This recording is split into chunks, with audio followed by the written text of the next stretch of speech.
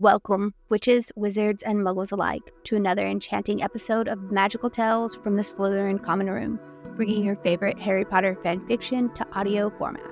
So sit back, relax, and lock your headphones and let the magic begin. Apostasy by Deydralinne, Chapter 30, Kill for You. She was on her way back to Ginny when Draco appeared in the hallway, pulling her into the bathroom next to them. The smell of smoke clung stubbornly to his clothes, his hair disheveled, and there were still bags under his eyes.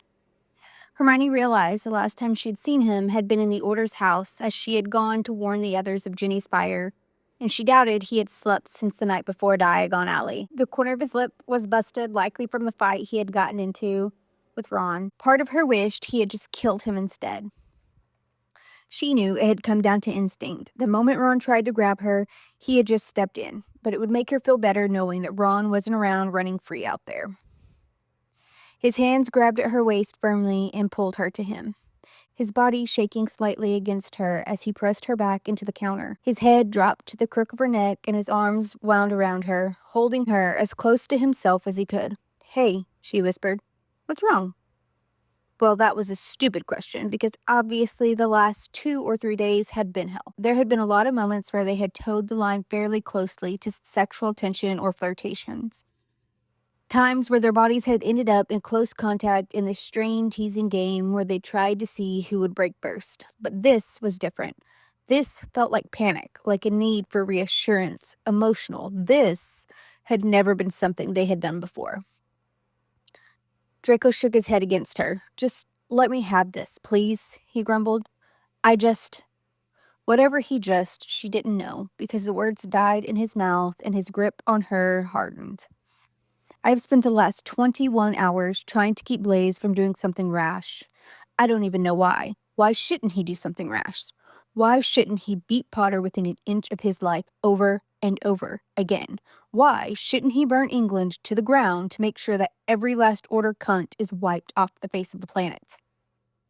Hermione reached up and began to stroke his hair, choosing to remain silent and let him get it out. If it had been you, I'm not sure I could have stopped. I still want to now." His voice turned angry again, and he pulled back to look at her, the back of his fingers brushing a strand of hair out of her way. "So how can I expect Blaise to sit back and do nothing? I know if I had been in his shoes, nothing would hold me back." "Draco." His name slipped off her tongue, and it seemed to break his resolve. His fingers came up and laced through her hair, gripping it in his grasp and pulling ever so slightly to force her to look at him in the eyes. Eyes that were blown wide, with his pupils consuming his iris, leaving only a small ring of silver as a frame. He glared down at her, his nostrils flaring in rhythm with his chest. "It could have been you," he growled. "No, it couldn't have. Ginny meant something to them. I do not. I'm okay, Draco." He leaned his head forward. He was so close that she could feel the warmth of his breath skating across her lips. "Stop saying it like that," he whispered. "Like what?" she whispered back. The tension in the air had changed again. It was still thick with desperation, but now of a different kind. "Like you didn't nearly fucking die in my arms. Like you think I wouldn't kill for you, because I would. I would do so much worse than just kill someone, Granger. Don't you get that? Don't you get what would have happened if me sucking the poison out hadn't saved your life?" His glare was so intense, but so were his lips crashing down against hers. His hands pulling her flesh against his body, a feral growl ripped through him.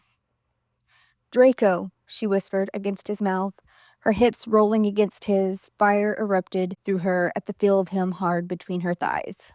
His mouth moved back to her neck, where his tongue licked a circle around her pulse before he sunk his teeth into the flesh, and a hiss of pain bounced off the walls. "Are you still okay, Hermione?" he growled, frustrated with her reassurances. Her neck throbbed where he had bitten her, his tone cutting, daring her to say she was. "Yes," she answered defiantly. His mouth dove down on hers once more, his mouth parting in an all-consuming kiss. "I am. I'm right here. I am alive." The words were lost against his lips. She pulled at his shirt, tugging it over his head. Draco didn't fight it. and she relished the burn of his bare skin against her hands. The weeks of teasing and the most joking nature of their flirting were gone. Instead, the weight of the unspoken words fueled the needy gasps and firm hands gripping at each other's flesh. Hermione slipped back and up onto the counter, her thighs framing Draco's hips as he followed, allowing no distance to form between them. He ground himself against her head tilting backwards and her mouth falling open. He pulled at her hair, demanding her to look at him again, all of his emotions bleeding through in the way he glared at her. He had only seen Ginny for a second on their way out. He had likely heard from Blaise about the scene they had arrived at, but he had been so much more involved with her own incident that Ginny's situation probably added fuel to that already burning fire. She could feel the defined ridges of his scars beneath her fingers digging into his back. The accumulation of everything that had built up over the span of years, let alone months, poured from her and into him. All her aggression and rage, it all rolled off of her and clashed with his, causing a fight for the upper hand. If this was going to happen, and she was fairly certain it was, there would be no fun, teasing, foreplay, and frankly, she didn't want or need that right now. She just needed release. She broke their kiss to pull her shirt up over her head and threw it on the ground. Draco's hands dropped to her waist, his fingers dragging across her skin, leaving behind a trail of heat. Hermione rolled her hips, pulling another groan from him. His fingers shifted into the drawstring on her track pants, yanking it aggressively before grabbing the band and tugging at it until she locked her feet together behind him, using him as leverage to lift her hips for him to move them down. A gasp sounded at the chill of the counter against her exposed skin, but his mouth was covering hers again in an instant. Her pants were being discarded somewhere over his shoulder. His fingers dipped into her core without hesitation. Hermione's eyes fluttered at the feel of him. She hadn't cared about foreplay, but the tension in her abdomen was already so taut that she had to focus on not riding his fingers right there. "Draco," she moaned, just as his teeth captured her bottom lip. His eyes didn't shy away. He looked straight into her soul and curled his fingers inside her, sending goosebumps across her skin like fireworks. His fingers stroked at her again, and she fell backwards against the cold mirror behind her.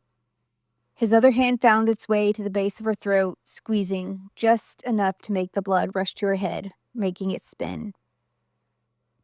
His eyes burnt into her, his eyes so dark that she couldn't even see the gray anymore.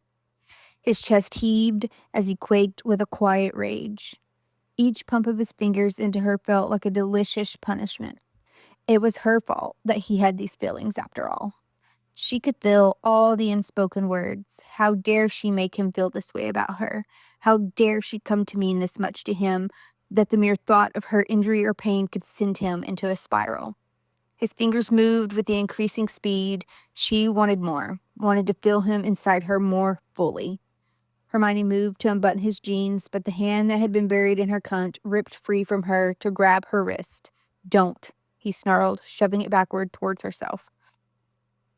His hand tightening ever so slightly around her throat as his fingers dove back into her with a renewed irritation, driving her towards that peak faster. She gulped at the air, and she struggled to maintain her control. She couldn't think straight. The sight of him was devastatingly beautiful, even with his face seething in anger at the situation. Each motion of his hands filled the bathroom with loud sounds of her arousal. She was losing her battle to hold on, her head spinning from the constriction of air and the fire that had been brewing in her from the moment she had seen him in that bar. "What about now?" he growled at her. "Are you still okay now, Granger?" His pace was punishing. She knew what he wanted, but she wouldn't give it to him. "I'm not made of glass. I won't break. I'm okay, and I'm here, and that can piss you off, but you won't be the reason I hurt. You got to me in time, Draco. You saved me. I'm okay." Hermione glared back at him. Her words seemed to rattle him for a second, his motions faltering, his shields falling, just enough for the fear to flash for just a second. Hermione took the opportunity and reached for the button in his jeans again. This time, he let her, even though he had resumed his menstruations, flooding her brain with fog again. His hand on her throat slid to the back of her neck, and he pulled her back toward him, his kiss less angry and more appreciative. The band in her stomach that had been painfully tight from the moment this had begun threatened to snap into oblivion. "Draco," she whispered in warning. "Don't you see what you're doing to me, Granger?" he excelled against her. "I'm a man of planning. I am logical." His thumb reached up and brushed over her clit and began rubbing steady circles, stilling an all too loud moan from her. "I follow reason. I assess each situation and don't take unnecessary risks." His breathing was labored as he struggled to maintain his own control. "So tell me why, when it comes to you, I lose all sensibility.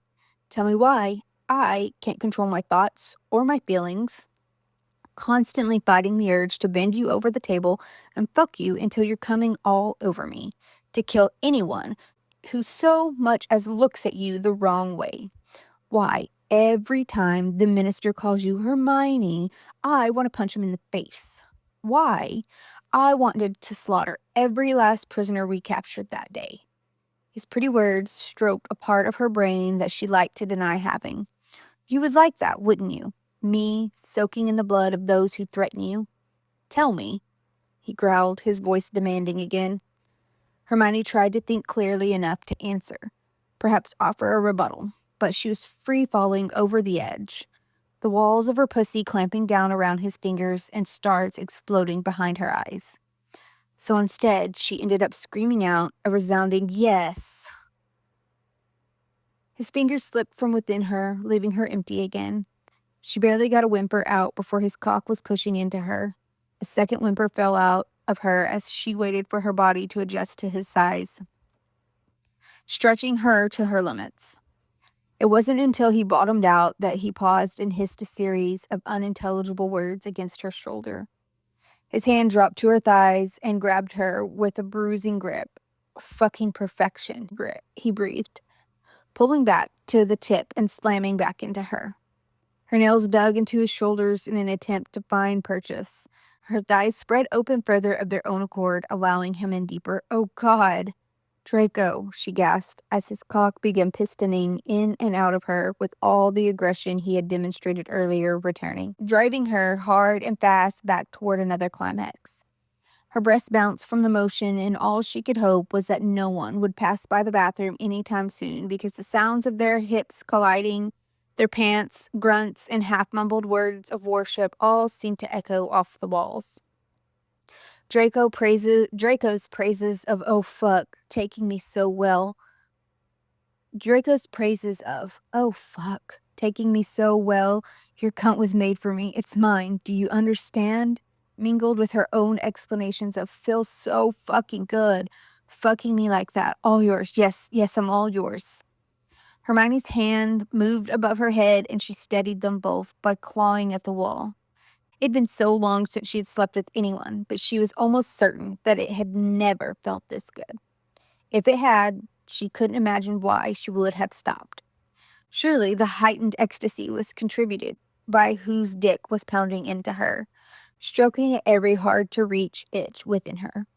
One of his hands released her thigh to grab her other hand from his shoulder and pin it with the other one above her head. Her freed thigh moved to wrap around his waist instead, her heel digging into his ass with every rutting of his hips. "Oh, fuck," he groaned. "Do you have any idea how fucking glorious it was to watch you come before? So fucking pretty, just like the noises you make." His words stuttered as he fought to hold himself together. "The only one who has this effect on me, who has ever had this effect on..." Draco leaned his head forward to rest against hers. "I want to feel it. I want to feel the way you come undone around my cock. Won't you show me, Granger? Won't you show me what a good girl you can be?" His words sent shooting sensations through her abdomen, twisting her insides and pushing her closer to the edge. But then suddenly he was gone, pulling out of her and leaving her needy. He yanked her forward off the counter and turned her around, only to push her forward on it again. His feet kicked hers apart, his hands sliding up her back and around to the front of her throat, yanking her head upwards and bringing her face to face with their reflections. "Look at you. Tell me you don't see what I see. Tell me you aren't the most beautiful fucking goddess. Watch yourself. I want us to both see how gorgeous you are when you come. Do you have any idea how many times I have winked over you these last few weeks? Every fucking day." He lined himself up and thrust into her with force. Hermione watched as her lips parted and formed an O. The accompanying moan seemed louder as it bounced off the glass. She watched as her eyes fluttered, resisted the urge to roll back, and looked to him instead. The way his eyes trailed her body in awe, and the way he bit the inside of his cheek, the light sheen of sweat over his skin, the way his hair fell from the hair tie, it was only just long enough for. He kept going on about how gorgeous she was. But had he looked at himself, he was glorious, like a Greek god carved out of marble. His eyes locked with hers in the reflection, a smirk tugging at his lips as he picked up the pace, fucking her so hard that she had to reach out and steady herself. It was all too much. She felt too much. The fire coursing through her was consuming her, and she couldn't stop it.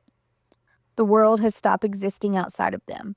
She had read books in her teenage years where the character had described it as such, like everything else faded from existence, and at the time she had rolled her eyes and brushed it off as over-romanticized fantasy because sex had never been that in reality. But here in this bathroom, she understood. His other hand gripped her hip, keeping her steady.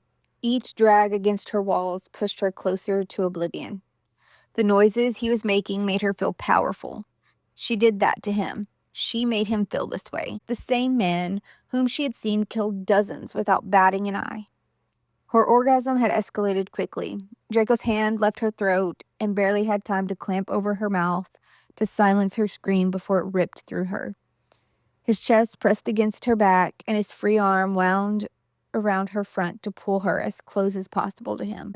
His hips stuttered, a feral growl vibrating through his chest as he attempted to drown his own sounds by locking his lips around the spot where her shoulder met her neck. "Fuck, Hermione." His cry sent tingles over her skin and shivers down her back, and he pressed as deeply up into her as he could before his hot release filled her quaking cunt. The reality of how loud they had been made evident to her by the absence of noise other than their heavy breaths, both of them frozen in their position, still trying to ground themselves again. Draco's forehead moved to rest against her shoulder, and his hold on her tightened, reminding her of what had started this in the first place. "I'm okay, Draco," Hermione whispered. "I know," he said, through still labored breath. "Doesn't stop me worrying, though.